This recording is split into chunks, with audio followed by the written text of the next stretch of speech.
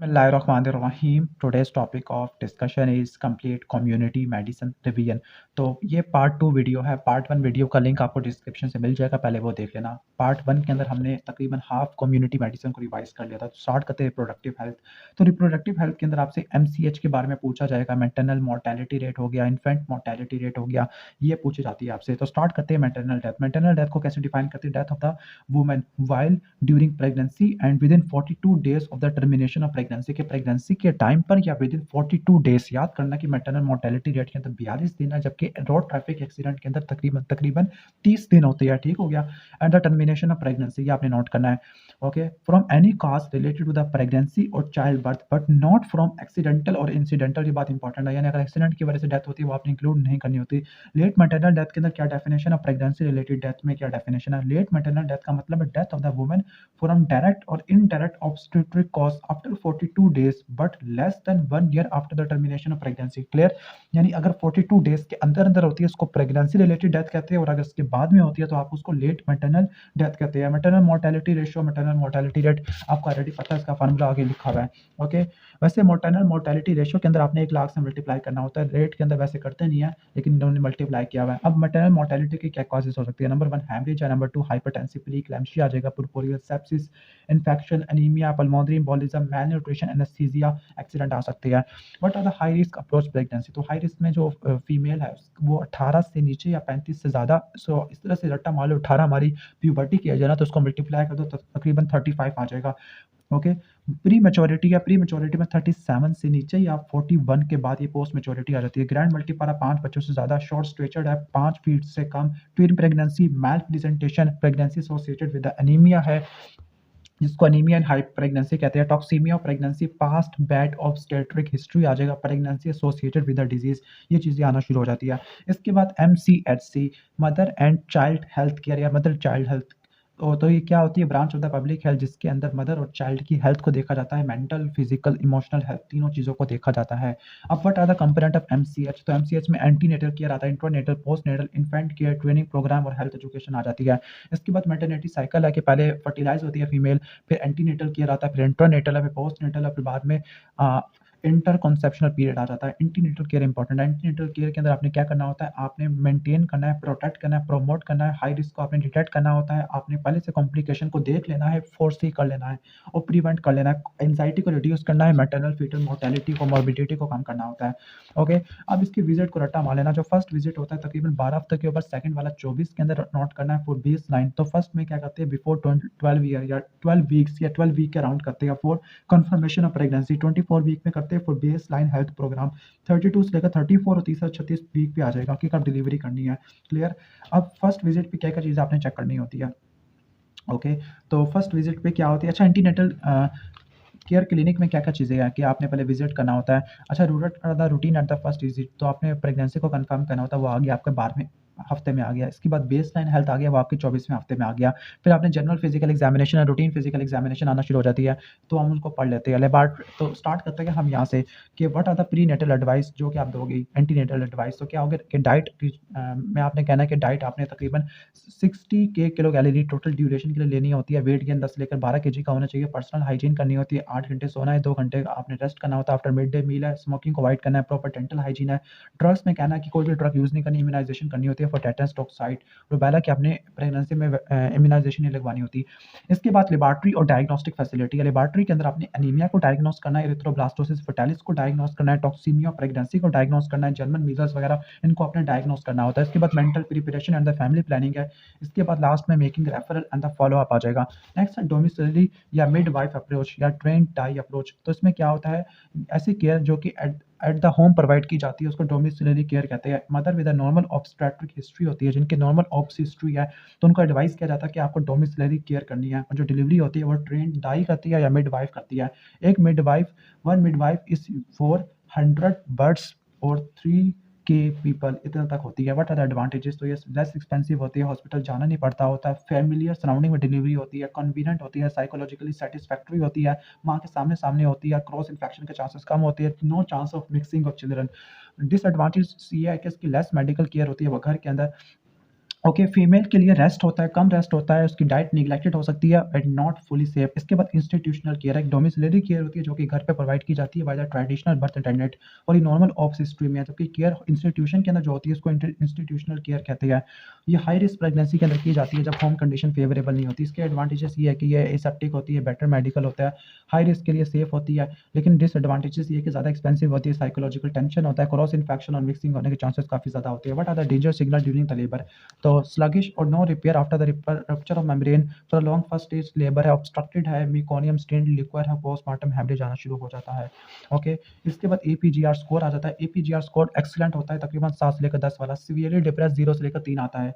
Okay, moderately depress 4 से लेकर 6 आना शुरू हो जाता है। ओके, ए से क्या होता है? ए से एक्टिविटी मसल टोन आ जाती है, पी से पल्स है, जी से ग्रीमेस इरिटेबिलिटी आ जाती है, ए से अपीयरेंस और आर से रिस्पायरेशन आ जाती है। एपीजीआर स्कोर आ जाता है।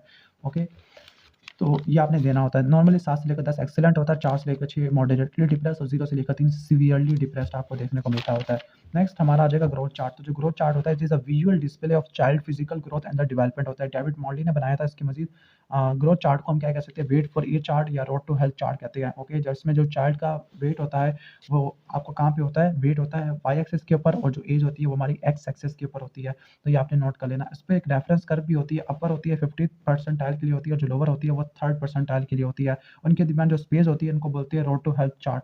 ओके, तो अब इनके फ़ायदे क्या होते हैं ग्रोथ चार्ट के? इसका मिमोनिक है जीडीपीटी। तो जीडी नहीं पीटी। तो जी से ग्रोथ मॉनिटरिंग, डी से डायग्नोस्टिक टूल, पी से प्लानिंग इवैल्यूएशन आ जाएगा। ओके, टी से टूल फॉर एक्शन है। इसके अलावा टी से टीचिंग भी आ जाता है, ई से इवैल्यूएशन और ई से एक्शन के लिए हम टूल का इस्तेमाल कर सकते हैं। ओके, इसके बाद केयर ऑफ अंडर 5 है, हमारा काम करनी है। What are the advantages of breast feeding? तो जो ब्रेस्ट फीडिंग के बेबी के लिए और मदर के लिए क्या एडवांटेजेस होती है? बेबी के लिए कि जो ब्रेस्ट मिल्क है सेफ होता है, क्लीन होता है, हाइजीनिक होता है, चीप होता है, अवेलेबल होता है eight normal body temperature, infant की रिक्वायरमेंट को फुलफिल करता होता है, less chance of male nutrition है, इजीली डाइजेस्टेबल है, बेबी कंफर्टेबल होता है, अच्छे तरीके से सोता है, एंटी माइक्रोबियल फैक्टर्स होती है। Okay, reduce the risk of allergy, obesity, hypomagnesaemia होता है, डेवलपमेंट ऑफ जास एंड टीथ आ जाता है, इन्फेंट मोर्टेलिटी रेट को, न्यूनेटल हाइपोकैल्सीमिया को प्रिवेंट करता होता है। हाँ, ये बात नोट कर लेना कि जो ब्रेस्ट मिल्क है इसमें विटामिन के कंटेंट रिलेटिवली कम होता है, जिसकी वजह से विटामिन के की डेफिशिएंसी हो सकती है। ठीक हो गया। मदर के लिए क्या है? मदर में क्या होता है कि इनफर्टिलिटी के पीरियड को बढ़ा देता है, चाइल्ड स्पेसिंग के लिए फैमिली प्लानिंग का मेथड कह सकते हैं। It promote involution of the uterus है, मास्टाइटिस को, कैंसर को प्रिवेंट कर सकता है, क्लोज रिलेशनशिप होती है, साइकोलॉजिकल सेटिस्फेक्शन होती है माँ के लिए। बाकी आपने किन-किन कंडीशन में ब्रेस्ट फीडिंग नहीं करनी? Septicaemia, fever, breast cancer, kidney disease के अंदर, लेप्रोसी और टीबी के अंदर आपने नहीं करनी होती। नेक्स्ट हमारा ह्यूमन मिल्क और काऊ मिल्क में डिफरेंस लिखा हुआ है। तो सबसे पहला आ जाता है प्रोटीन कंटेंट है। तो जो प्रोटीन कंटेंट है इसमें रिलेटिवली 3.5% है काऊ मिल्क के अंदर। क्लियर?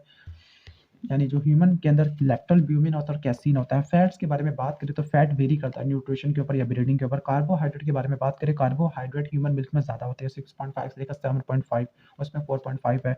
विटामिन इसमें ए होता है, बी होता है, ई होता है, लेकिन इसमें सी और डी नहीं होता। एनर्जी वैल्यू की बात करें तो ये 20 किलो कैलोरी है, तकरीबन एनर्जी भी ऑलमोस्ट सेम लिखी हुई है। इसके बाद वीनिंग है। Weaning is a gradual process during which child gate familiar to the food other than the breast milk है। ओके, इसकी एक्सप्लेनेशन क्या होती है? Breast milk is sufficient for the 4 to 5 month है, यानी 6 महीने तक तो वो कैलोरिक रिक्वायरमेंट को पूरा कर लेता है। हद से हद हम 2 सालों तक कर सकते हैं और प्रॉपर वीनिंग करके हम मेल न्यूट्रिशन को प्रिवेंट कर सकते हैं। वीनिंग फूड के अंदर काऊ मिल्क आ जाता है, सीरियल, बनाना, सॉफ्ट कुक राइस आ जाता है, जूस, योगर्ट आ जाती है। इम्प्रॉपर वीनिंग की वजह से डायरिया, कवाशी और मैरासमस आ जाएगा। ओके, माँ को प्रॉपर नॉलेज होनी चाहिए वीनिंग के बारे में, अदरवाइज कोई कॉम्प्लिकेशन आ जाए। इसके बाद नेक्स्ट आ जाते हैं इन्फेंट मोर्टेलिटी रेट। तो infant mortality rate, what are the causes of infant mortality rate है?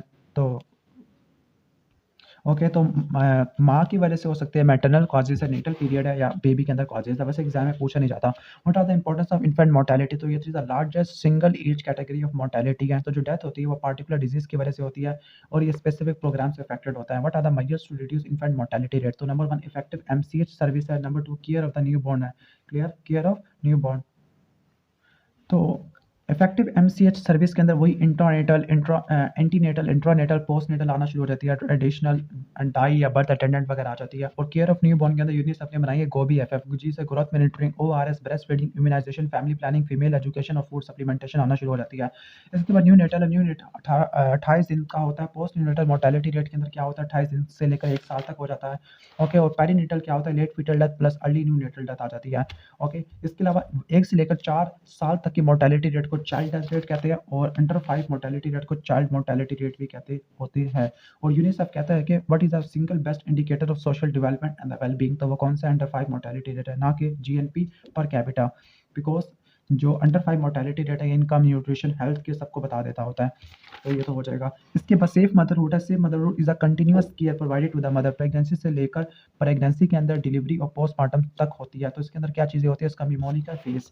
तो एफ से फैमिली प्लानिंग, ए से एंटीनेटल केयर, सी से clean and safe delivery, E से एसेंशियल ऑब्स्टेट्रिक केयर आ जाती है। What are the postmortem maternal care, इसका mnemonic fans family planning service आ जाएगा। ई से एक्सरसाइज, न्यूट्रिशन और सोशल सपोर्ट आ जाएगा। नेक्स्ट अब आगे आ जाते हैं, रिप्रोडक्टिव हो गया है हमारा।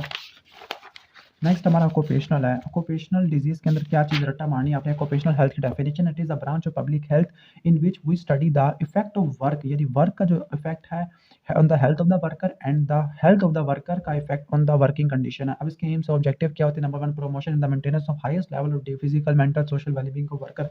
Number 2 prevention among the worker of departure from the health caused by the working condition. Number 3 protection of the worker की है। Number 4 placing and the maintenance of the worker in their occupational environment which are adapted to their physiological psychological ability. This is called ergonomics. The fitting of the job to the worker is called ergonomics. और ये क्या करती होती है, इसमें best mutual adjustment होती है worker की और उसकी काम की for the improvement of human efficiency और वेलबींग। और लास्ट में आ जाएगा proper adaptation of the work to man और मैन टू जॉब। नेक्स्ट है सिकनेस, सिकनेस एब्सेंटिज्म होता है, वैसे किसी काम करनी है इसको छोड़ देते हैं। न्यूमोकॉनियोसिस बहुत इंपॉर्टेंट है। Group of the disease caused by inhalation of respirable fraction of different chemical dust 0.3 से लेकर 3 माइक्रोन तक होती है, 0.5 से लेकर 3 माइक्रोन या हद तक 5 माइक्रोन तक होती है। इसको दो में डिवाइड करते हैं, इनऑर्गेनिक और ऑर्गेनिक डस्ट। इनऑर्गेनिक डस्ट में सिलिकोसिस हो सकती है, स्कॉल डस्ट में एंथ्राकोसिस, एस्बेस्टोसिस, सिट्रोसिस। ऑर्गेनिक के अंदर बेगासोसिस आ जाती है, कॉटन फाइबर में बिसिनोसिस आ जाती है, टोबैको में टोबैकोसिस, हे ग्रीन डस्ट में फार्मा डंग आ जाएगा। अब जो सिलिकोसिस है ये माइनिंग के अंदर देखने को मिलती है, क्वारिंग में देखने को मिलती है, सैंड ब्लास्टिंग में, सैंडस्टोन में, ग्रेनाइट में आ जाती है, ग्लास इंडस्ट्री में आ जाती है। Okay, silica block, abrasive soap है, सैंड ब्लास्टिंग आ गया, मेटल ग्राइंडिंग आ गया, आयरन स्टील इंडस्ट्री आ गया, गैस इंडस्ट्री आ गया। ओके, और ये बात नोट करना कि सिलिकोसिस वाले पेशेंट में ट्यूबरकुलोसिस काफी ज्यादा हो जाता है और एक्सरे में आपको स्नोस्टोम अपीयरेंस देखने को मिलती है। क्लियर, ठीक हो गया। और इसके अलावा hilar lymphadenopathy, egg shell calcification देखने को मिलती है। ट्रीटमेंट इसका नहीं पूछा जाता है। इसके बाद एंथ्राकोसिस को हम दो में डिवाइड करते हैं, सिंपल कोल वर्कर और progressive massive fibrosis. Coal mining के अंदर आपको देखने को मिलती है। जो सिंपल कोल वर्कर न्यूमोकॉनियोसिस, इसके मजीद 3 ग्रेड होती है। प्रोग्रेसिव के अंदर क्या होता है, आपको ट्यूबरकुलोसिस भी देखने को मिल सकता होता है। साइन सिम्पटम के अंदर क्या होता है, साइन सिम्पटम में जो स्पुटम वो बिल्कुल काला हो जाता है जिसको बोलते हैं मेलानोप्टोसिस बोलते हैं। एस्बेस्टोसिस के बहुत ज़्यादा सिनेरियो आते हैं, लाइक सीमेंट के अंदर होता है, रूफ टाइल में होता है, ब्रिक लाइनिंग में होता है। इसके अलावा शिप यार्ड हो गया, ब्रेकिंग इंडस्ट्री हो गया, डिमोलिशन हो गया, इनमें देखने को मिलता है। इसके जो डिसऑर्डर है उसको 4 में डिवाइड करते हैं, benign pleural plaque, benign pleural effusion, progressive pulmonary fibrosis and the malignant disease of pleura.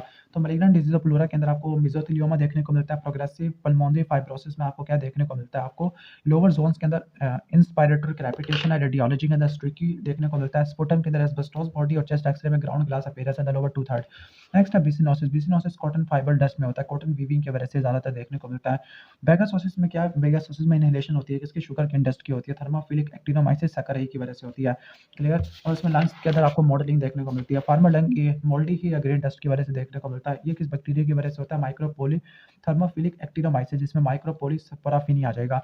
अब इनकी प्रिवेंशन एग्जाम में पूछी जा सकती है। प्रिवेंशन के अंदर क्या क्या है, मेडिकल और इंजीनियरिंग और लेजिस्लेटिव है। मेडिकल के अंदर क्या क्या, ENPRH एप्लीकेशन ऑफ एर्गोनॉमिक्स आ जाएगा, इसे नोटिफिकेशन ऑफ डिजीज है। P से आ जाएगा प्रॉपर मेडिकल फैसिलिटी, R से रेगुलर चेकअप आ जाएगा, S से हेल्थ एजुकेशन। इंजीनियरिंग मायर के अंदर आ गया निमोनिक डाइस, डस्ट कंट्रोल आ जाएगा, डस्ट कंट्रोल आ जाएगा। इसके बाद I से आ जाएगा आपकी आइसोलेशन ऑफ प्रोसेस, V से वेंटिलेशन है, गुड और जनरल और लोकल वेंटिलेशन है, इसे एनवायरमेंटल मॉनिटरिंग और ऐसे सब्सटीट्यूशन है। लेजिस्लेशन के अंदर आपने प्रॉपर मेडिकल फैसिलिटी अप्लाई करनी है, प्रॉपर लीव्स है, अगर रिटायर या डिसेबल हो जाता है तो आपने प्रॉपर ग्रेजुएटी या पेंशन वगैरह देनी होती है सिबलिंग को। इसके बाद हम लेड वाले टॉपिक की तरफ आ जाते हैं। लेड पॉइजनिंग या प्लम्बिज्म है। तो लेड के दो सोर्सेज होते हैं, ऑर्गेनिक और इनऑर्गेनिक। इनऑर्गेनिक के अंदर कौन कौन सी है, लेड आर्सेनेट, लेड ऑक्साइड हो गया, और ऑर्गेनिक में टेट्राथाइलाइड। रट्टा मार लेना कि जो ऑर्गेनिक की वजह से आपको CNS सिम्टम देखने को मिलते हैं, like headache, insomnia, mental confusion, delirium. और जो इनऑर्गेनिक है उसकी वजह से ABCD, एब्डोमिनल कॉलिक हो गया, ओके, बर्टोनियन लाइन हो गया, बेसोफिलिक स्टेपलिंग हो गया, कॉलिक की पेन है, कॉन्स्टिपेशन है, डी से रिस्ट ड्रॉप, फूड ड्रॉप, ये चीज़ें देखने को मिलती है।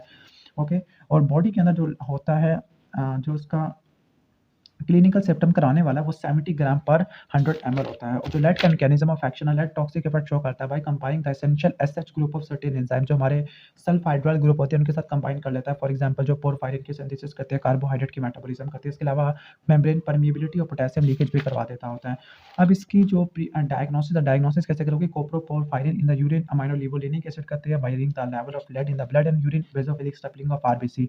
प्रिवेंशन के अंदर क्या है, प्रिवेंशन का जो निमोनिक का वी शेप है, वी से क्या हो जाएगा आपकी वेंटिलेशन है, लोकल एग्जॉस्ट वेंटिलेशन है, एस से सब्सटीट्यूशन है, एच से आपका हेल्थ एजुकेशन आ जाएगा। अगर आपको फिर भी ये याद नहीं होते तो आप ये वाले सारे अप्लाई कर दो, एर्गोनॉमिक्स वाले, फिर भी आप सही हो जाएंगे। And what are the hazards in case of occupational health, तो फिजिकल हैजर्ड, केमिकल, बायोलॉजिकल और साइकोलॉजिकल आ सकते हैं। फिजिकल में heat, cold, light, pressure, noise आ जाता है। केमिकल में एसिड एल्कली, डस्ट वगैरह आ जाती है। बायोलॉजिकल के अंदर वायरल, बैक्टीरियल, फंगल और पैरासिटिक इन्फेक्शन, और साइकोलॉजिकल में न्यूरोसिस, हाइपरटेंशन, पैप्टिक अल्सर चीज़ें हो सकती है। नेक्स्ट है हॉस्पिटल वेस्ट मैनेजमेंट। तो जो हॉस्पिटल वेस्ट या बायोमेडिकल वेस्ट, ऐसा वेस्ट जो कि हेल्थ के एस्टेब्लिशमेंट में प्रोड्यूस होता है, 0.1 से लेकर 0.5 ग्राम पर केजी ये होता है हमारा रिस्क वेस्ट, जबकि 0.5 से लेकर 2 ग्राम तक ये हमारा होता है नॉन रिस्क वेस्ट होता है। नॉन रिस्क वेस्ट थोड़ा ज़्यादा है, उसके अंदर एग्जाम्पल क्या आती है आपकी, पेपर हो गया, कार्डबोर्ड हो गया, पैकेजिंग हो गया, फूड वेस्ट है और एरोसोल। अच्छा, फूड वेस्ट को हम गार्बेज भी कहते होते हैं। ओके, इसके बाद हम आ जाते हैं रिस्क वेस्ट के डिफरेंट टाइप। रिस्क वेस्ट का मतलब ऐसा वेस्ट जिसको अगर आपने डिस्पोज ना किया तो ये आपको ज़्यादा नुकसान पहुंचा देगा, लाइक हेपेटाइटिस बी, सी, HIV करवा देगा। अब इसके अंदर इन्फेक्शियस वेस्ट है जो कि बैक्टीरिया, वायरस से कंटामिनेटेड होता है। फॉर एग्जांपल कल्चर्स होती है, waste from infected patient, waste from surgery, autopsy आ जाती है। पैथोलॉजिकल वेस्ट के अंदर tissue, organ, blood, body fluid, faeces आ जाती है। शार्प्स के अंदर ऐसे तमाम आइटम जिनको आप पंक्चर या कट करते हैं, for example syringes, scalpel, needle, infusion set, saw, knife, blade, broken glasses. Pharmaceutical के अंदर एक्सपायर्ड या अनयूज्ड फार्मास्यूटिकल प्रोडक्ट आ जाती है। ओके, या सरप्लस स्टॉक आना शुरू हो जाती है। केमिकल वेस्ट में जो केमिकल होती है डायग्नोस्टिक और एनवायरमेंटल वर्क से रिलेटेड होती है।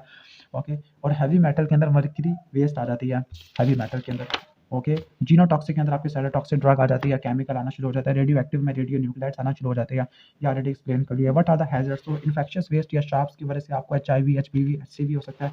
हैजर्ड फ्रॉम केमिकल और फार्मास्यूटिकल, तो ये जीनोटॉक्सिक होती है, क्रॉसिव होती है, एक्सप्लोसिव होती है, शॉक सेंसिटिव होती है। हैजर्ड फ्रॉम जीनोटॉक्सिक, तो ये म्यूटेशन करवा सकती है। रेडियो एक्टिव वेस्ट की वजह से हेड एक, रेडिएशन सिकनेस हो सकती है और पब्लिक सेंसिटिविटी हो सकती है।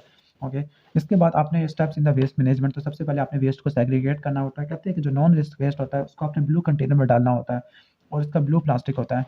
तो यहाँ पे ब्लू है, ये किसके लिए है, नॉन रिस्क के लिए, जबकि रिस्क वाला जो वेस्ट होता है हमारा वो आपने येलो में डालना होता है, इसकी इंसिनरेशन करनी है। जबकि शार्प्स को भी आपने येलो में डालना होता है। ये अजीब क्लासिफिकेशन है, उसको वैसे छोड़ देना आप।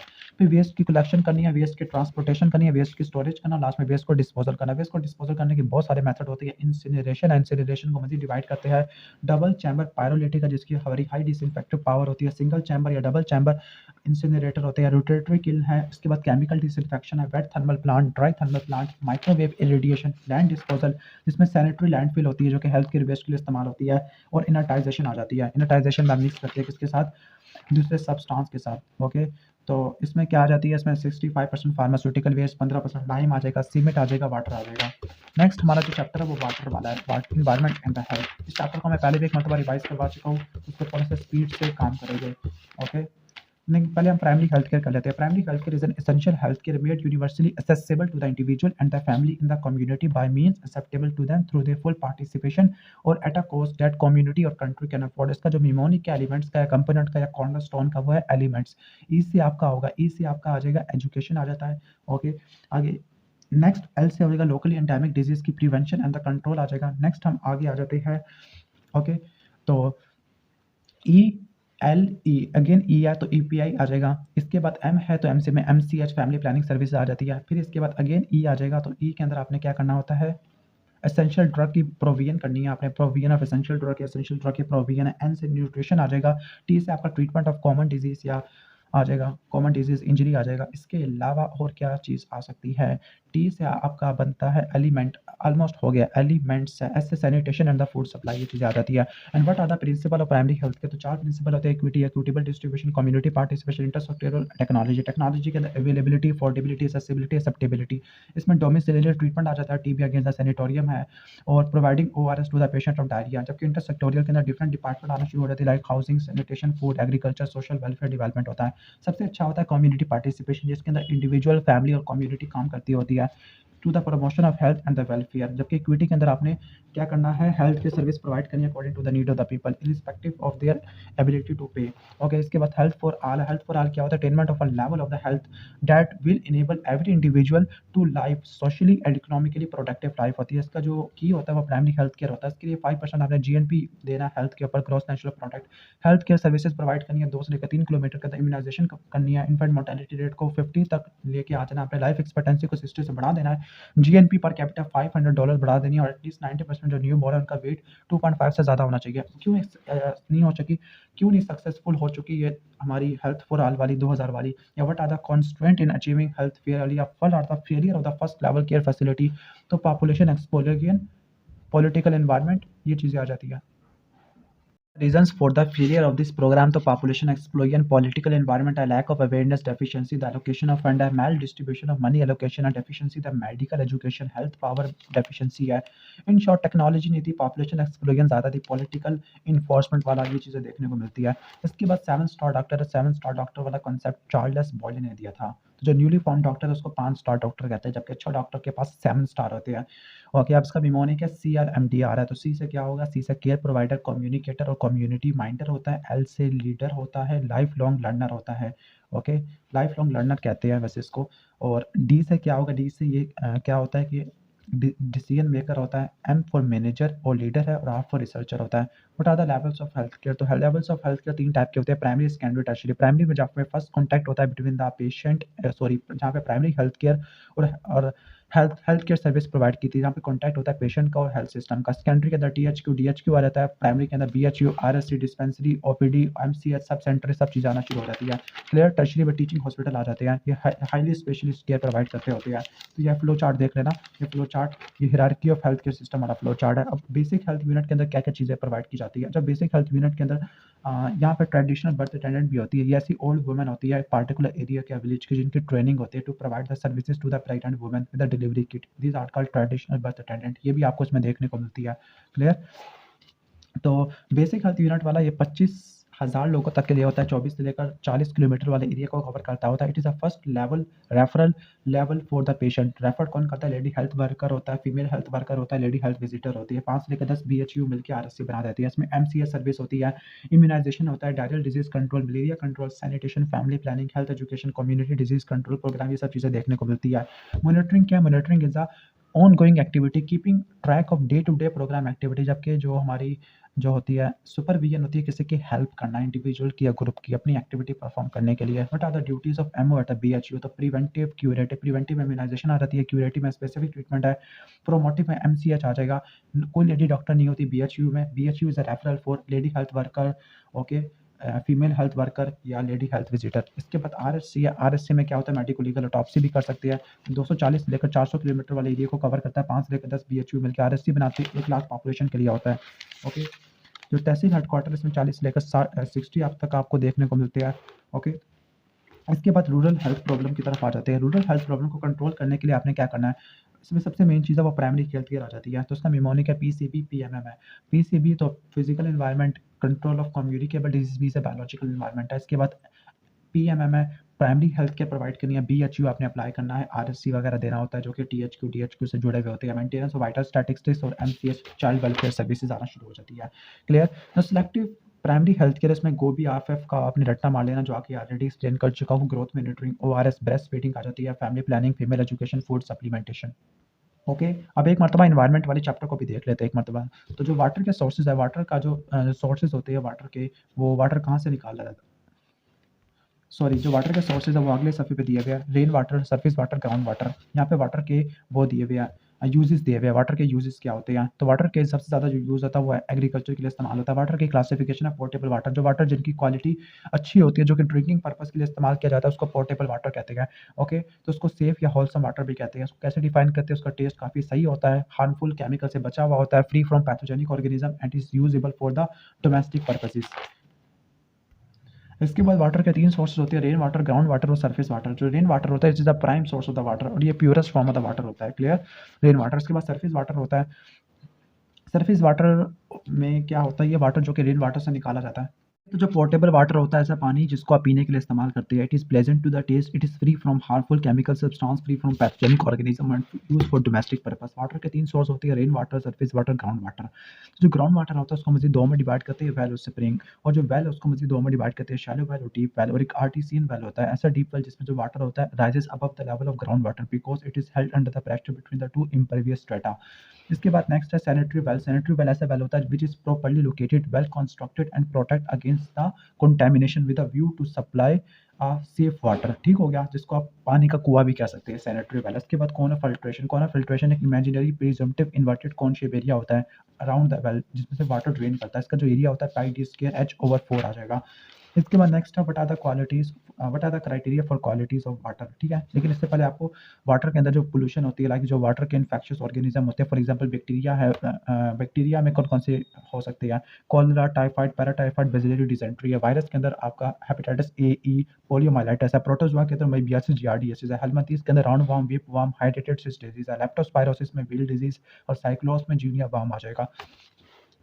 What are the physical qualities. तो फिजिकल क्वालिटीज के अंदर वाटर की टर्बिडिटी, कलर को देखा जाता है, colour, odour, taste, temperature, clearness देखा जाती है। What are the microbiological aspect. तो माइक्रोबायोलॉजी में E coli, faecal streptococci, clostridium perfringens है। क्लियर, जो फीकल स्ट्रेप्टोकोकाई होती है रिसेंट को बताती है, जबकि हमारा कोलोस्ट्रीडियम परफेरेंजिस की रिमोट पोल्यूशन को बताता है। What are the WHO standard for the safe water supply. तो सेफ वाटर सप्लाई के अंदर आपने रट्टा मारना है कि not more than 5% sample should contain coliform in 100 ml of matter, no sample of water should contain E. coli, no sample contain should more than 3 coliform organism and the coliform organism should not be detectable in any of the 2 consecutive sample है। अब जो hardness of water क्या होता है, soft destroying power of water होता है। अब इसके अंदर क्या कॉजेज होती है, कैल्शियम बाइकार्बोनेट, कैल्शियम सल्फेट की वजह से हो सकता है। क्लियर, अब इसकी 2 टाइप होती है, टेम्परेरी और परमानेंट। टेम्परेरी के अंदर बाइकार्बोनेट के साल्ट आते हैं, like calcium bicarbonate, magnesium bicarbonate. Permanent के अंदर आपके सल्फर सल्फेट आ जाता है, क्लोराइड आ जाता है, नाइट्रेट आ जाता है। और unit of hardness milliequivalent होता है, 1 मिली इक्विवेलेंट 50 के बराबर आ जाता है। फिर इसकी ग्रेडिंग आ जाती है। ग्रेडिंग के अंदर आपने रट्टा मारना है कि अगर 1 से कम हो तो सॉफ्ट वाटर होगा, 1 से लेकर 3 आपका मॉडरेट, फिर सीवियर और वेरी हार्ड आ जाएगा। हार्डनेस ऑफ वाटर के ये फायदे होते हैं कि हार्डनेस ऑफ वाटर की वजह से सीवियस डिजीज रिलेटिवली कम होती है, लेड पॉइजनिंग कम से कम होती है, ह्यूमन यूज के लिए हम इस्तेमाल कर सकते हैं। वाटर की हार्डनेस निकालने के लिए 2 मेथड है, टेम्परेरी और परमानेंट। टेम्परेरी के अंदर बॉइलिंग आ जाता है, इसका निमोनिक है BLS, लाइम आ जाएगा और एस से आ जाएगा सोडियम कार्बोनेट। और लास्ट में परम्यूटेड मेथड है, जो परम्यूटेड मेथड और सोडियम कार्बोनेट सोल्यूशन वाला ये आपका आ जाता है, उसके अंदर परमानेंट के अंदर भी आ जाता है। ठीक ठीक है। इसके बाद प्यूरिफिकेशन ऑफ वाटर। वाटर को प्यूरिफाई करने के 2 मेथड होते हैं, purification on the large scale और purification on the small scale. जो लार्ज स्केल होता है इसके मेथड होते हैं FSC फिल्ट्रेशन। ओके, तो फिल्ट्रेशन, स्टोरेज, सेडिमेंटेशन और क्लोरीनेशन आना शुरू हो जाती है। अब जो फिल्ट्रेशन है उसको 2 में डिवाइड करते हैं, स्लो सैंड फिल्टर जिसको हम बायोलॉजिकल फिल्टर कहते हैं, रैपिड को हम मैकेनिकल फिल्टर कहते हैं। क्लोरीनेशन आपने पढ़ना है, क्लोरीनेशन वो प्रोसीजर जिसमें क्लोरीन ऐड करते हैं फॉर प्यूरिफिकेशन। और इसके भी मज़ीद 3 मेथड होते हैं, गैस ऐड करके, क्लोरामीन से या पर क्लोरोन मेथड से करते हैं। Effect of chlorine. क्लोरीन का जेर्मिसाइडल एक्शन होता है, ऑक्सीडाइज करता होता है आयरन, मैंगनीज और हाइड्रोजन ऑक्सल्फाइड को। टेस्ट और ऑर्डर प्रोड्यूसिंग कॉन्स्टिट्यूएंट को भी डिस्ट्रॉय कर देता है, एल्जी कोर कोआगुलेशन में हेल्प करता होता है। क्लियर, ठीक है। इसके बाद क्लोरीन पैथोजेनिक ऑर्गेनिज्म को भी किल कर देता है। अब इसके एक्शन ऑफ क्लोरीन को देख लेते हैं। जो एक्शन ऑफ क्लोरीन होता है वो हाइपोक्लोरस एसिड की वजह से होता है। प्रिंसिपल ऑफ क्लोरीनेशन है, इसमें जो फ्री रेसिडुअल क्लोरीन होती है 0.5 मिलीग्राम फॉर 1 आवर तक होती है, कॉन्टैक्ट टाइम इसका इतना होता है। अब इसके 3 मेथड होते हैं, क्लोरीन गैस, क्लोरामीन और परक्लोरोन मेथड है। परक्लोरोन में हाई टेस्ट हाइपोक्लोराइड मेथड भी आता है। इसके बाद क्लोरीन डिमांड क्या होती है, it is amount between the difference between the amount of chlorine added और रेसिडुअल क्लोरीन है। ठीक हो गया, और 1 घंटे तक देते हैं, इसको बोलते हैं कॉन्टैक्ट पीरियड। रेसिडुअल क्लोरीन जो कि बच जाती होती है 0.2 पार्टिकल पर मीटर को अपने रट्टा मार लेना है। ओके, इसके बाद ब्रेक पॉइंट है, पहले फॉर्मेशन ऑफ क्लोरामीन है, फिर डिस्ट्रक्शन ऑफ क्लोरामीन है, फिर ब्रेक पॉइंट आता है, फिर इसके बाद फ्री रेसिडुअल क्लोरीन आती है। ब्रेक पॉइंट ये वो पॉइंट है जहाँ पे क्लोरीन डिमांड पूरी हो चुकी है और मजीद क्लोरीन ऐड करोगे तो वो फ्री क्लोरीन की फॉर्म में आपको देखने को मिलेगी। इसके बाद टेस्ट फॉर फ्री क्लोरीन। तो फ्री क्लोरीन के 3 टेस्ट होती है, ऑर्थोटालुडीन, आर्सेनाइड और उसके बाद स्टार्च आयोडीन आ जाती है। तो इसके बाद हम स्लो सैंड फिल्टर जिसको बायोलॉजिकल फिल्टर कहते हैं, इसके अंदर 3 चीज़ें होती है, 4 चीज़ें होती है। नंबर 1 सुपर नेटेंट रॉ वाटर होता है, इसके बाद सैंड बेड होता है, इसके बाद वाइटल लेयर होती है। वाइटल लेयर को इसको हम हार्ट ऑफ द ये भी बोलते हैं स्लो सैंड फिल्टर। ठीक हो गया। जो मोस्ट इंपॉर्टेंट चीज़ है, the formation of vital layer इसका रैपनिंग होता है, राइपनिंग। ओके, और जो इसको हम शुमुर्जिकी लेयर, वाइटल लेयर, सोग्लियल लेयर या बायोलॉजिकल लेयर भी कहते हैं। इसमें थ्रेड लाइक एल्गी होता है, इसके अलावा प्लैंकटन, डायटोम, बैक्टीरिया, ये सब चीज़ें देखने को मिलती होती है। इसके बाद अंडर ड्रेनेज सिस्टम है और फिल्टर कंट्रोल वाल्व आ जाती है। ओके, इसके बाद रैपिड सैंड फिल्ट्रेशन प्लांट जिसको मैकेनिकल कहते हैं। यहाँ पे जो फिल्टर पेपर इस्तेमाल होता है ना वो थोड़ा सा मोटा होता है। यहाँ पे जो फिल्टर पेपर है वो 0.2 से लेकर 0.3, लेकिन यहाँ पे थोड़ा सा मोटा होता है। इसमें काल्कुलेशन करते हैं, रैपिड मिक्सिंग फ्लक्चुएशन करते हैं, इसकी 2 टाइप होती है, ग्रेविटी टाइप और प्रेशर टाइप होता है। क्लियर? तो यहाँ पर आप क्या करते हैं, एलम से मिक्स करते हैं। कितने चाहिए? बट 5 से लेकर 40 मिलीग्राम तक चाहिए होती है। ओके, और इसमें बैक वॉशिंग भी कर लेते हैं। ओके, वापस री वॉशिंग वगैरह कर लेते हैं। इसके बाद नेक्स्ट है purification of water on the small scale. तो उसके लिए बॉइलिंग मेथड है, बॉइलिंग 5 से लेकर 10 मिनट तक करनी है। टेम्परेरी हार्डनेस को रिमूव कर देता है, बैक्टीरिया, स्पोर, सिस्ट, ओवा, यील्ड, सिस्ट को, इन सबको डिस्ट्रॉय कर देता है। केमिकल डिसइंफेक्शन, और तीसरा हो जाएगा हमारा अब ओके, यानी जो हाउस होल्ड के अंदर बॉइलिंग आ जाती है, केमिकल डिसइंफेक्शन आ जाता है। क्लियर? इसके अलावा आपका फिल्ट्रेशन आ जाता है, मिमोनिक एफसी बार्सिलोना, और जो इसके बाद डिसइंफेक्शन वाला है। केमिकल डिसइंफेक्शन के अंदर ब्लीचिंग पाउडर जिसको CaCl2 बोलते हैं, इसका जो होता है WR मल्टीप्लाई 7.2/X आ जाएगा। ओके, जो क्लोरीन डिमांड है वो कैसे मालूम करोगे, वो आप मालूम करते होते हो कैसे, होरोक एपरेटस से। और 100 गैलन वाटर के लिए आपको 30 ग्रेन चाहिए होती है, किसकी? ब्लीचिंग पाउडर की आपको चाहिए होती है। BCCI में, यानी जो केमिकल डिसइंफेक्शन के अंदर BCCI या bleaching powder, okay, chlorine solution, chlorine tablet, iodine, potassium permanganate और कॉपर सल्फेट आ जाता है। डिसइंफेक्शन वाली ये कैसे करते हो? ब्लीचिंग पाउडर से करते हो। सबसे पहले अपनी वॉल्यूम मालूम करना है वाटर इन द वेल का। इसके बाद आपने amount of bleaching powder required for the disinfection है, ये आपने कैसे मालूम करना है? क्लोरीन डिमांड मालूम करनी है होरोक एपरेटस से। फिर आपने अमाउंट ऑफ ब्लीचिंग पाउडर तकरीबन कितना चाहिए आपको? 2.5 ग्राम चाहिए।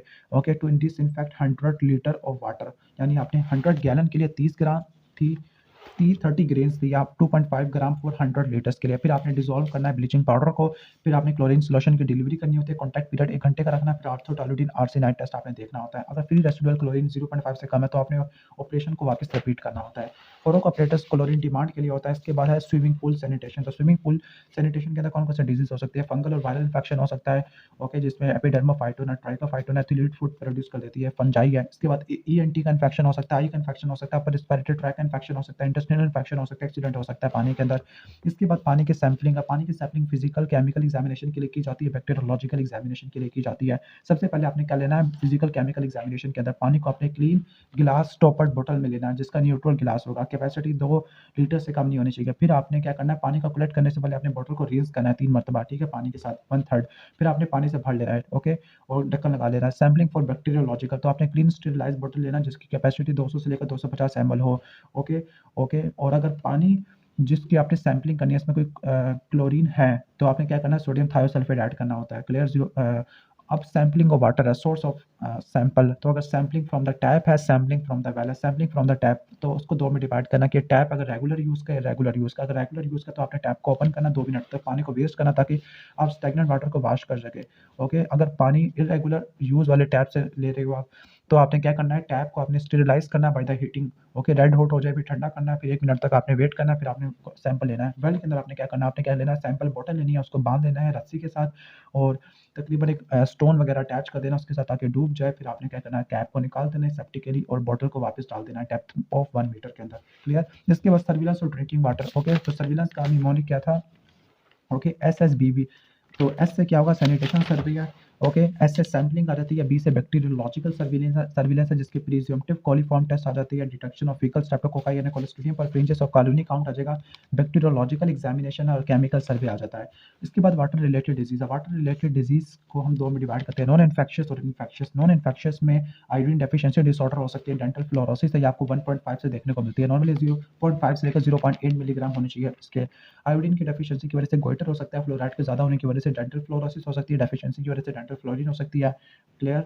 अगर एक्सेस इनऑर्गेनिक साल्ट इसकी ओके, अगर इसकी वजह से डायरिया हो सकता है, सोडियम की वजह से हाइपरटेंशन हो सकती है, सल्फेट की वजह से लैक्सेटिव इफेक्ट है, नाइट्रेट्स की वजह से क्या हो सकता है? मेथिमोग्लोबिनीमिया हो सकता है, लाइक अगर 20 पार्टिकल पर मीटर से ज़्यादा है। इसकी वजह से होता ही है कि नाइट्रेट को लेने की वजह से ब्लड में नाइट्राइट्स में कन्वर्ट हो जाता है, खासतौर पर स्टोमक के अंदर हाई गैस्ट्रिक पीएच की वजह से 4.9 होती है।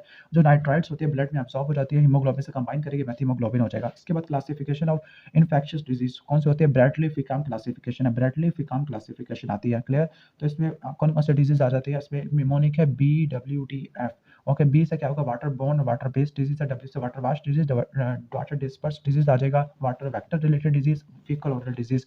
फीकल ओरल में जो तमाम इन्फेक्शन होते हैं जो कि फीकल ओरल रूट से ट्रांसमिट करते होते हैं, फॉर एग्जांपल ये वाटर बोर्न भी हो सकते हैं, वाटर वाश भी हो सकते हैं। इनमें डायरिया, डिजेंट्री और रट्टा मान लो। वाटर बोर्न के अंदर ऐसे कंटेमिनेशन होती है वाटर की बाय द ह्यूमन और animal faeces, for example typhoid, cholera, ये आप रट्टा मान लो। क्लियर?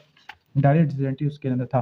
वाटर वाश डिजीज़ में वाटर की डेफिशिएंसी की वजह से, पर्सनल हाइजीन ना होने की वजह से ट्रैकोमा, स्केबीज हो सकता है। वाटर बेस्ड डिजीज़ के अंदर हमें रट्टा मारना है कि जो वर्म इन्फेक्शन होता है, ये ह्यूमन टू ह्यूमन नहीं जाते, बल्कि इनके अंडे वाटर में जाते हैं, ओके? फिर वो आगे इन्फेक्ट करते होते हैं। For example schistosomiasis, liver fluke हो गया, ट्यूबरकुलोसिस हो गया। इसके बाद water related insect vector, for example mosquito होती है, ब्रीड करती है वाटर के अंदर और मलेरिया करवा सकते हैं। Filariasis viral infection. Water disperse के अंदर क्या होता है कि इसमें जो एजेंट होता है फ्रेश वाटर में प्रोलिफरेट करता है और रेस्पिरेटरी ट्रैक के ज़रिए हमारी बॉडी में एंटर होता है। For example legionella air conditioning water के अंदर होता है और जो नेरिया अमीबा होता है फ्रेश वाटर के अंदर होता है, मेनिंजाइटिस करवा सकता है। इसके बाद हम पढ़ते हैं कॉजेस ऑफ एयर पोल्यूशन, तो उसका निमोनिक है DIC, ओके?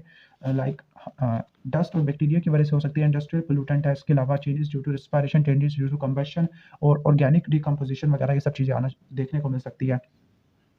आगे changes due to the respiration है, changes due to the combustion है, इसमें डोमेस्टिक फायर की वजह से, इल्यूमिनेंट यूज़ करने की वजह से हो सकता है, क्लियर। अब इंडिकेटर ऑफ एयर पोल्यूशन, तो इसमें सल्फर डाइऑक्साइड सबसे इंपॉर्टेंट है, इसके अलावा carbon monoxide, oxidant, smoke, nitrogen dioxide, इसको भी देखते होते हैं। What are the effect of polluted air? तो पोल्यूटेड एयर के क्या इफेक्ट होते हैं? नंबर 1 के इमीडिएट इफेक्ट, लेट इफेक्ट होते हैं, effect on plants and animal, और ग्लोबल इफेक्ट है। ग्लोबल इफेक्ट में ओजोन डिप्लीशन हो सकती है, ग्लिसरीन हो सकता है, ग्रीन हाउस इफेक्ट हो सकता है, क्लियर। इसके बाद जो इमीडिएट इफेक्ट है, nausea, vomiting, fever, annoyance, headache हो सकती है। लेट इफेक्ट में एनीमिया, ब्रोंकाइटिस हो सकता है, प्राइमरी लंग कैंसर हो सकता है, ट्यूबरकुलोसिस हो सकती है, okay. Effect on plants and animal, जो सल्फर डाइऑक्साइड होती है, फ्लोरीन केमिकल्स होती है, प्लांट्स को, एक्वेटिक एनिमल्स को, प्लांट्स को, सबको नुकसान पहुंचा देती है। इसके बाद ग्रीन हाउस इफेक्ट की वजह से क्या क्या चीज़ें हैं? नंबर 1 हेल्थ के ऊपर क्या इफेक्ट होती है? लॉस ऑफ लाइफ हो सकता है, sun stroke, heat exhaustion, heat hyperpyrexia हो सकता है। Ozone at the ground level, heart patient ज़्यादा रिस्की होती है, लंग टिश्यू को नुकसान पहुंचा देगा। वाटर रिसोर्सेज में मिट्टी सूख जाती है, लैक्स का लेवल मजीद डीप होना शुरू हो जाएगा, इम्पेयरिंग नेविगेशन और डिक्रीज हाइड्रो इलेक्ट्रिक पावर, जी जनरेशन है, पुअर वाटर क्वालिटी है, वाटर की क्वांटिटी कम हो जाती है। कोस्टल रिसोर्सेज की एलिवेशन देखने को मिल सकती है, elevation of 1.5 metre sea level, okay. Polar region के अंदर reduction in the sea ice and the snow cover and the Arctic, ये हो सकती है, जिसकी वजह से टेम्परेचर मजीद बढ़ जाएगा, बिकॉज आइस और स्नो रिफ्लेक्ट करती थी सन की एनर्जी को। माउंटेन्स हमारे एरिया को कवर करते हैं, वो खत्म होना शुरू हो जाएगी, ओके। डिफॉरेस्टेशन होना शुरू हो जाएगी, एग्रीकल्चर कंट्री सफर करना शुरू कर देंगे, ओके। काइटो प्रोटोकॉल है, काइटो प्रोटोकॉल इंटरनेशनल ट्रीटी होती है to control the emission of main anthropogenic human emitted greenhouse effect, खासतौर पर कार्बन डाइऑक्साइड है। प्यूरिफिकेशन ऑफ एयर है, प्यूरिफिकेशन ऑफ एयर के दो मेथड होते हैं, आर्टिफिशियल और नेचुरल। आर्टिफिशियल का निमोनिक है, CRT-DMI, सी से कंटेनमेंट, रिप्लेसमेंट, डाइल्यूशन आ जाएगा, DMI में डिसइंफेक्शन, ओके। इसके अलावा लेजिस्लेशन और इंटरनेशनल एक्शन आना शुरू हो जाती है। नेचुरल मेथड के अंदर वाइंड्स होती है, लार्ज साइज, सनलाइट, रेन और प्लांट, ये होता है। कंटेनमेंट क्या होता है? कंटेनमेंट का मतलब है कि आपने पोल्यूटेड एयर को अरेस्ट कर लेना है एट द सोर्स, न्यूट्रलाइज करना और डिटॉक्सिफाई करना। रिप्लेसमेंट के अंदर आपने रिप्लेस कर देना है मेथड को, ओके। डाइल्यूशन के अंदर आपने डाइल्यूट कर देना होता है एयर को, ओके। और डिसइंफेक्शन के अंदर आपने अल्ट्रावायलेट रेज से, केमिकल से, डस्ट कंट्रोल से, मैकेनिकल वेंटिलेशन से आपने ठीक करना होता है। बाकी एयर की सैम्पलिंग हमारे किसी काम की नहीं है, ओके। नेक्स्ट हमारा आ जाएगा हाउसिंग से रिलेटेड है कि 2 बंदों के लिए कमरा होना चाहिए। तो what are the effect of poor housing है, ओके। तो what are the effect of poor housing? तो पुअर हाउसिंग की वजह से रेस्पिरेटरी इन्फेक्शन हो सकते हैं, like common cold, tuberculosis, influenza, diphtheria. Skin infection transmit हो सकते हैं, scabies, trachoma. Rat infection like plague, arthropod का इन्फेक्शन ट्रांसमिट हो सकता है। एक्सीडेंट हो सकते हैं due to poor construction of house. Psychological factor like depression, neurosis disorder, morbidity, mortality हो सकती है। स्केलेटल इफेक्ट आपको देखने को मिल सकते होते हैं, क्लियर। इसके बाद यहाँ पर नॉइज़ की तरफ आ जाती है। नॉइज़ की वजह से ऑडिटरी फटीग हो सकती है, ऑडिटरी इफेक्ट, ऑडिटरी फटीग और डेफनेस हो सकती है। ऑडिटरी इफेक्ट 90 डेसिबल पे ज़्यादा होती है, ओके, और 4 के पे मैक्सिमम देखने को मिलती है। डेफनेस टेम्परेरी या परमानेंट होती है। टेम्परेरी आपको 4 से लेकर 6 में देखने को मिलती है, क्लियर। और जो परमानेंट होती है 100 पे देखने को मिलती है। 160 की वजह से कान फट भी सकता है। नॉन ऑडिटरी इफेक्ट के अंदर निमोनिक है, पी से साइकोलॉजिकल चीज़ है, ए से अनॉयंस है, ओके। एस से क्या होगा? आपका इंटरफेरेंस विद स्पीच आ जाएगा, और ई से एफिशिएंसी कम हो जाती है, क्लियर। एफिशिएंसी काम करने की due to loss of concentration. Noise control को क्या करना है आपने? C3PLE, careful planning of cities है, आपने प्लानिंग करनी है, या फिर आपने क्या करना है? कंट्रोल करना है, सोर्स को कंट्रोल करना है, ट्रांसमिशन को, फिर आपने प्रिवेंशन करनी है, एक्सपोज पर्सन की प्रोटेक्शन है, लेजिस्लेशन है, लास्ट में एजुकेशन है, ओके। तो नेक्स्ट चैप्टर हमारा डेमोग्राफी। डेमोग्राफी का मतलब है कि the science of population and the mathematical knowledge of population changes. इसके अंदर आप पॉपुलेशन के साइज को, पॉपुलेशन के स्ट्रक्चर को, पॉपुलेशन की डिस्ट्रीब्यूशन को, पॉपुलेशन की चेंज को स्टडी करते होते हैं। पॉपुलेशन डायनेमिक्स क्या होती है? पॉपुलेशन डायनेमिक्स, डायनेमिक्स का मतलब है कुछ चीज़ मूव करती होती है। पॉपुलेशन डायनेमिक्स का मतलब चेंज इन पॉपुलेशन है, ओके, ठीक हो गया। आगे पॉपुलेशन डबलिंग टाइम है, ये वो टाइम है जिसमें पॉपुलेशन डबल हो जाती है। इसका जो फार्मूला है वो 70 ओवर ग्रोथ रेट आ जाएगा, ओके।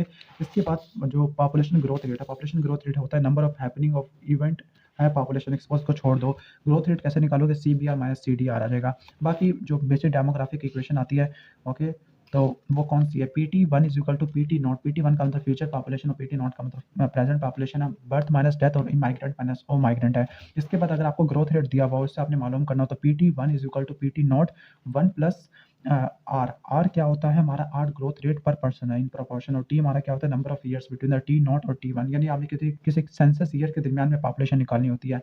ओके, लाइक हम कैलकुलेट करना चाह रहे हैं कम्युनिटी के 6 साल के बाद, यानी 2012 में कंसेंसस हुई है, 6 साल के बाद पॉपुलेशन कितनी होगी, तो हम इस फार्मूले से निकाल सकते हैं। इसके बाद कंपोनेंट ऑफ पॉपुलेशन ग्रोथ, तो इसमें मोर्टेलिटी को देखा जाता है। पहले फर्टिलिटी होती है, इनफर्टिलिटी होती है, फिर मोर्टेलिटी हो गया, माइग्रेशन, मैरिज, सोशल, ये तीनों चीज़ें इंपॉर्टेंट है। पहले जो 3 इंपॉर्टेंट है, माइग्रेशन, फर्टिलिटी, ये चीज़ें है। बाकी मोर्टेलिटी क्या है कि यहाँ पर चीज़ें लिखी हुई है, इसको छोड़ देते हैं। What are the determinant of the fertility? तो determinant of fertility and natality. तो फर्टिलिटी क्या होती है? It is ability for man और वुमेन टू कॉज कंसेप्शन होती है। जो फर्टिलिटी होती है वर्ड किसके लिए स्पेसिफिक होता है? फीमेल के लिए होता है। Number of life birth women had. Okay, जो पाकिस्तान का टोटल फर्टिलिटी रेट 3.2 है, इसका मतलब है कि Pakistani women 3 to 4 children produce करिए थ्रू हर रिप्रोडक्टिव। ठीक हो गया? ओके, तो जो मैरिज की जो एज है वो 18 तक होती है। ओके, अगर ये 21 हो तो जो पॉपुलेशन है वो 25% गिरना शुरू हो जाएगी, बिकॉज चाइल्ड बियरिंग ड्यूरेशन आपका इतना कम हो जाता है। Okay, how to control population explosion? तो पॉपुलेशन एक्सप्लोजन को कंट्रोल करने के लिए आपने फीमेल लिटरेसी रेट को बढ़ा देना है, फीमेल कॉन्ट्रासेप्टिव यूटिलाइजेशन को बढ़ा देना है। ओके, बाय फैमिली लिमिटेशन है, और increasing the age of female marriage है। लिटरेट पर्सन के जो 10 साल का होता है and can read holy Quran और अपना नाम लिख सकता है। But are the determinant of fertility? तो एज एट विच मैरिज। तो पहला है एज एट मैरिज है, number 2 duration of married life, number 3 spacing of children, number 4 education, economic status, religion, nutrition, family planning और दूसरे फैक्टर आना शुरू हो जाती है। क्लियर? तो उसका मिमोनिक है sad friend. S the spacing of the children, A से एज एट मैरिज, डी से ड्यूरेशन ऑफ मैरिड लाइफ, इसके बाद friend, family planning, religion, economic status, education, nutrition और दूसरे फैक्टर आना शुरू हो जाते हैं। What are the causes of high fertility? तो इसमें सोशल, साइकोलॉजिकल, इकोनॉमिक और डेमोग्राफिक कॉजेज लिखे हुए हैं। अब जो इन्फेंट मोर्टेलिटी रेट होती है किस तरह अफेक्ट करते हैं फर्टिलिटी को? नंबर 1 बायोलॉजिकल इफेक्ट है। बायोलॉजिकल इफेक्ट में क्या होगा कि कर्टेलमेंट ऑफ ब्रेस्ट फीडिंग होगी। Okay, due to death of infant, उसकी वजह से ओव्यूलेशन बढ़ जाएगी, उसकी वजह से मैरिड प्रेग्नेंट हो जाएगी। इसके बाद रिप्लेसमेंट है कि पेरेंट्स ज़्यादा बच्चे प्रोड्यूस करेंगे to replace the children who die at early age. और अश्योरेंस में इंश्योरेंस इफेक्ट में क्या होगा? ज़्यादा बच्चे प्रोड्यूस करेंगे क्योंकि बहुत सारे पहले मर जाते हैं रीचिंग द एडल्टहुड। इसके बाद डिफरेंट यहाँ पर बेसिक फर्टिलिटी मेजरमेंट है, लाइक रूट बर्थ रेट होता है। ओके, जनरल फर्टिलिटी रेट है, ये रिप्रोडक्टिव के लिए होता है, एज स्पेसिफिक है, एज के लिए लेते होते हैं। क्लियर? टोटल फर्टिलिटी रेट है, ये इंपॉर्टेंट है। Number of total number of children a woman will bear if she has to pass her reproductive years. ठीक हो गया? Bearing children at the same rate as the woman now in each group है। तो कैसे मालूम करोगे? ये specific fertility rate को 5 से मल्टीप्लाई कर दोगे। इसके बाद growth reproduction rate. Growth reproduction rate number of girls that would be born to the woman. Okay, if she experiences the current fertility pattern through her reproductive age, like 15 से लेकर 44 तक होती है, assuming no mortality. Net reproduction rate का मतलब होता है number of daughters a newborn will bear. Okay, newborn will bear during her lifetime, assuming the fixed as, specific fertility और मोर्टेलिटी। तो ये डेमोग्राफिक इंडिकेटर होता है। अगर ये 1 हो जाए तो उसका मतलब है कि 2 बच्चे पैदा करने की सलाहियत है। अगर 1 से कम हो तो रिप्रोडक्टिव परफॉर्मेंस काफ़ी कम होती है, और इसके लिए तकरीबन कितना चाहिए आपको? एनआरआर 60% आपको चाहिए, कपल प्रीवैलेंस रेट या कपल प्रोटेक्शन रेट। ठीक हो गया? फिर चाइल्ड वुमेन रेशियो है कि नंबर ऑफ चाइल्ड 0 से लेकर 4 साल तक, और टोटल नंबर ऑफ फीमेल आ जाती है। फिर प्रेगनेंसी रेट है, यहाँ पर abortion rate, abortion marriage rate आना शुरू हो जाता है। इसके बाद पॉपुलेशन पिरामिड है। Population pyramid is a graphical representation of population of an area country in terms of its composition by age and sex at a point in a time. Okay, तो ये डेमोग्राफिक स्टेट पर provide करता होता है। Mails left side पे होते हैं, female right side पे होती है। Children form the base of the pyramid, और जो एल्डरली होती है टिप बनाना शुरू कर देते हैं। इसमें हॉरिजॉन्टल बार्स होते हैं, इसके 3 टाइप्स होते हैं, ट्रायंगुलर, बीहीव और रेक्टेंगुलर होती है। अब इसके यूजेस क्या होते हैं? मेल टू फीमेल रेशियो निकालने के लिए, सेक्स रेशियो निकालने के लिए, पॉपुलेशन चेंजेस को देखने के लिए, डिपेंडेंसी रेशियो निकालने के लिए। क्लियर? डिपेंडेंसी रेशियो क्या होती है? ऊपर चिल्ड्रन और एल्डरली, और नीचे वर्किंग एज पॉपुलेशन आना शुरू हो जाती है। ओके, बी हीव का मतलब है ब्रॉड सेंटर होता है, like Singapore, large working population है। स्टेशनरी का मतलब रेक्टेंगुलर स्टेशनरी होता है। ओके, और ट्रायंगुलर में ब्रॉड बेस होता है, लाइक पाकिस्तान है। सेक्स रेशियो क्या होती है? Number of males over 100 females आ जाती है। इंडिया में ऑपोजिट हो जाता है। इसके बाद demographic transition the moving from a stage of high birth rate and high death rate to the low birth rate and the low death rate, this is called demographic transition. जो first stage होती है इसको बोलते हैं high fertility और high mortality, तो उसको बोलते हैं ओल्ड बैलेंस। जो सेकंड होती है, ओके, सेकंड के लो सेकंड स्टेज होती है उसको क्या बोलते हैं? न्यू बैलेंस बोलते हैं। इसमें लो फर्टिलिटी और लो मोर्टेलिटी, और तीसरी वाले में इम्बैलेंस है। तीसरी वाले में नेचुरल इंक्रीज होता है, यानी इसमें हाई फर्टिलिटी होती है और लो मोर्टेलिटी देखने को मिलती होती है। ओके, अब डेमोग्राफिक साइकिल की 5 स्टेजेस होती है। High stationary, early expanding, late expanding, low stationary, declining stage आना शुरू हो जाती है। जो जर्मनी होता है वो 5वीं के अंदर होता है, पाकिस्तान 3rd में होता है, क्लियर, ये आपने नोट कर लेना है। जो अफ्रीका होता है वो आई थिंक सेकंड स्टेज में होता है, South Asia. Demographic trap is a trap in situation in which the developing country continues to have a high birth rate coupled with a declining death rate, यानी वो stuck हो गया to the stage of imbalance, तो ये demographic trap होता है। Okay, अब इसके डिफरेंट फेजेस होते हैं। The 3 phases in the ecological transition. This is the ecological transition. तो फर्स्ट फेज में जैसे ही वो न्यू बैलेंस में मूव करते हैं, the better it would be for the ecosystem है। High fertility and high mortality है। Normally it should be the ability of environment to support it growth है, लेकिन ये पॉसिबल जब होगा जब ग्रोथ लिमिट के अंदर, अगर ग्रोथ ज़्यादा होगा तो इकोसिस्टम कोलैप्स हो जाएगा। सेकंड के अंदर क्या, जो एक्सपांडिंग ह्यूमन डिमांड है वो सस्टेनेबल यील्ड से बढ़ जाती है and are still increased, biological reservoir use हो चुके हैं। थर्ड के अंदर क्या होता है, थर्ड के अंदर पॉपुलेशन बढ़ रही है और ह्यूमन रिसोर्सेज रिडक्शन, यानी रिडक्शन हो जा रही है ह्यूमन रिसोर्सेज के अंदर। फाइनली इकोसिस्टम कोलैप्स हो जाता है। दिस इज इकोलॉजिकल ट्रांजिशन है। नेक्स्ट है पॉपुलेशन मोमेंटम, 191 मल्टीप्लाई 1.49, ये पॉपुलेशन मल्टीप्लाई ग्रोथ रेट है। ओके, इसके बाद यहाँ पर डेमोग्राफिक चीज़ें लिखी है। वाइटल इंडेक्स क्या होता है, number of birth over number of death आ जाती है। Death density population number of person per square mile आ जाएगा। ओके, इसके बाद यहाँ पर जो डाटा दिया हुआ है for measuring the test of significance okay. ओके, तो टेस्ट ऑफ सिग्निफिकेंस बताया हुआ है। क्वालिटेटिव डाटा के अंदर आपने क्या यूज़ करना होता है, क्वालिटेटिव डाटा के अंदर आपने हमेशा यूज़ करना होता है काइस टेस्ट यूज़ करना होता है। क्वांटिटेटिव को हम 2 में डिवाइड करेंगे, 2 ग्रुप बनाएंगे, ठीक है, क्वांटिटेटिव के अंदर। तो क्वांटिटेटिव के अंदर 2 ग्रुप बनाएंगे। एक अगर लेस देन टू तो वो सैंपल साइज देखेंगे। अगर मोर देन 2 है तो आपने एनोवा टेस्ट परफॉर्म करना है। अगर लेस देन 2 ग्रुप है या 2 ग्रुप है तो आपने सैंपल साइज देखना है। अगर 30 से कम है तो कौन सा आएगा, टी टेस्ट। अगर ज़्यादा है तो वो ज़्यादा, यानी जी टेस्ट आ जाएगा। Okay, clear. फिर आगे हम हाइपोथेसिस स्टार्ट करते हैं। Hypothesis is a statement based upon the assumption that may or may not be true is called hypothesis. It is an intelligent guess or prediction that give direction to the researcher. इसके बाद hypothesis है any hypothesis which has to be tested for a possible rejection or nullification under the assumption, okay, that it is true. There is no difference between the effect of two vaccine. For example, इसके 2 type के errors होते हैं, type 1 और type 2। Type 1 को alpha और type 2 को beta कहते हैं। ओके, जब नल हाइपोथेसिस ट्रू होता है हम इसको रिजेक्ट कर देते हैं एक्सेप्ट करने के बजाय। जब नल हाइपोथेसिस ट्रू हो हमने इसे एक्सेप्ट करना चाहिए। अगर रिजेक्ट कर देगा तो टाइप 1 है। अगर नल हाइपोथेसिस फॉल्स और हमने एक्सेप्ट कर लिया तो टाइप 2 एरर हो जाएगा, बीटा वाला एरर हो जाएगा। बाकी स्टैंडर्ड एरर का ये चैप्टर ऑलमोस्ट एक पूरा कैलकुलेशन वाला है, तो इसको आई थिंक एक्सप्लेन करने की ज़रूरत इतनी खास नहीं है। और बाकी चैप्टर्स के मैं ऑलरेडी चैप्टर वाइज मैं रिवीजन वीडियो बना चुका हूँ। असल में बोल बोल के गला ख़राब हो गया है और मज़ीद आगे कंटिन्यू नहीं हो रहा, तो बहुत ज़्यादा थक गया हूँ, तो इसके लिए माज़रत।